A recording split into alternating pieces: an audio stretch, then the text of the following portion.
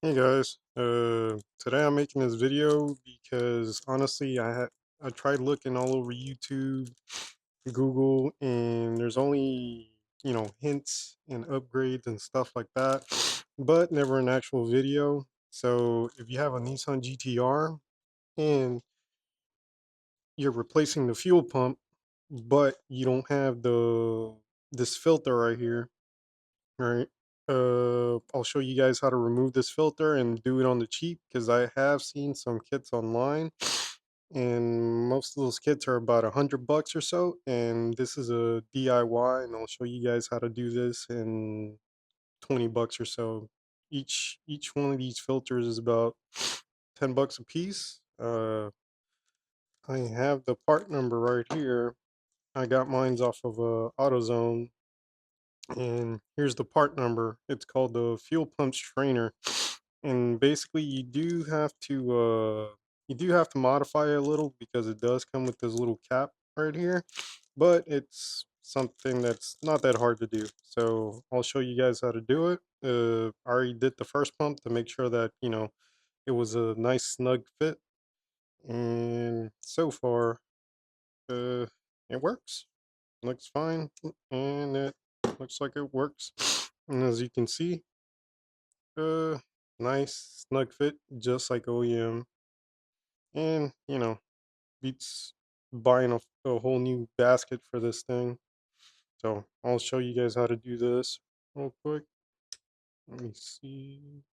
Let me put this one back together. There we go. All right. So basically, what you want to do on this, you have to be really careful. Uh, Whenever you take the old one apart, I mean, just be a little careful. All you're gonna need is some pliers, and you will scratch up the plastic a little bit. Just try not to break it, because I'm pretty sure it's a pain to get this thing replaced. So basically, what you want to do is just grab it from back here and just pull it, pull it until it basically rips. There we go. See, managed to rip. And basically that's how you pull it out. The another method that you can do as well, but it's a little harder because you don't know if you're grabbing the plastic that holds this thing inside, is you can grab the pliers and basically grab them from here, all right, so that you don't have to damage the the plastic, but it still gets scratched up either way. So basically what you want to do is grab it, hold it a little tight, and well, it looks like this thing is just too loose. All right, so just take this off, be gentle, and just take it apart, take it off, and toss this one away. So basically, this is where you want to be careful because this little part right here, it does come off, and this is what you have to put into this other filter, so that whenever you put this piece inside the strainer, basically it clamps that and it holds it. So what you want to do is grab some pliers. I mean, you will scratch it, just don't damage it or break it. Basically what you want to do is grab it and gently, this one's giving me a little bit of issues. So basically what you want to do, just grab this and just gently wiggle it. But there we go. I mean, you do scratch this up a little bit, but it's not the end of the world. So basically what you want to do is get this inside this strainer right here. Once you get it inside, right, basically whenever it clamps, that's what it holds it down to.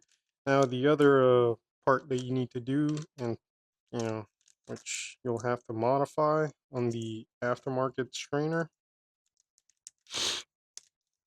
is basically this right here. But this is easy to take off. All you need to do is just grab some pliers, which I got. These are wire cutters that I got from I think I got them from AutoZone, not sure, or O'Reilly's, one of those two. So basically what you want to do is grab, be very careful not to grab the strainer because you will tear it, and just squeeze. All right, once you squeeze, Just wiggle it a little. Just be very careful not to rip the strainer.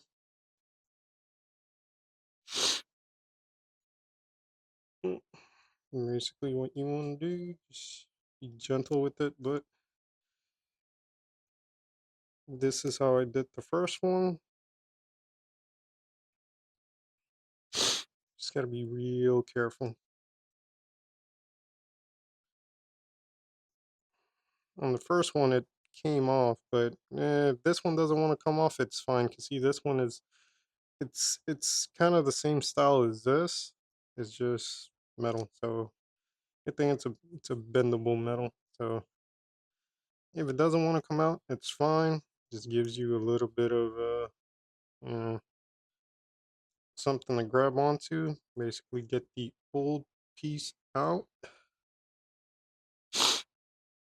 Once you get this thing out, just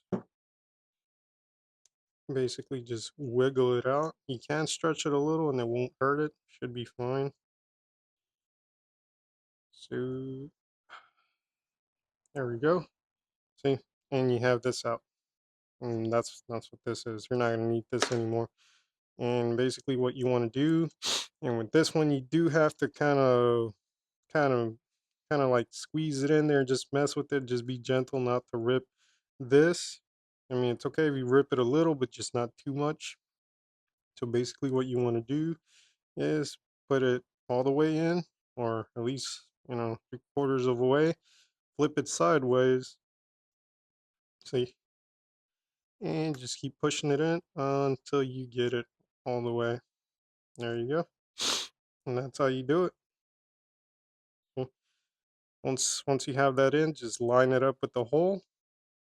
Once you have it nice and lined up, basically all you got to do, just grab this part and just line it up again. There we go. And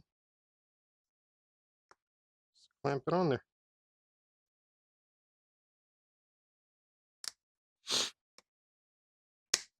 There you go. See? Clamps on there. Looks brand new, like OEM. Yeah, that's all you got to do. And that's it. Making this video because I didn't find one anywhere, and I just saw descriptions of DIYs and stuff like that, but nothing really, not a single video basically explaining how to do this. All right, so here's a demonstration how to do it. Really easy.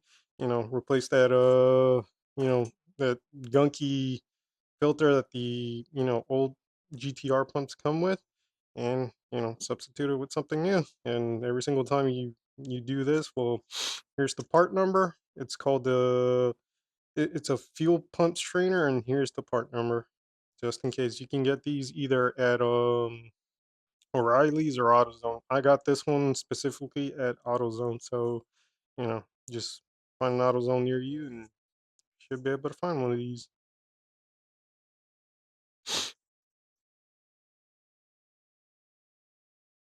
Thanks for watching, and please like, subscribe, and share.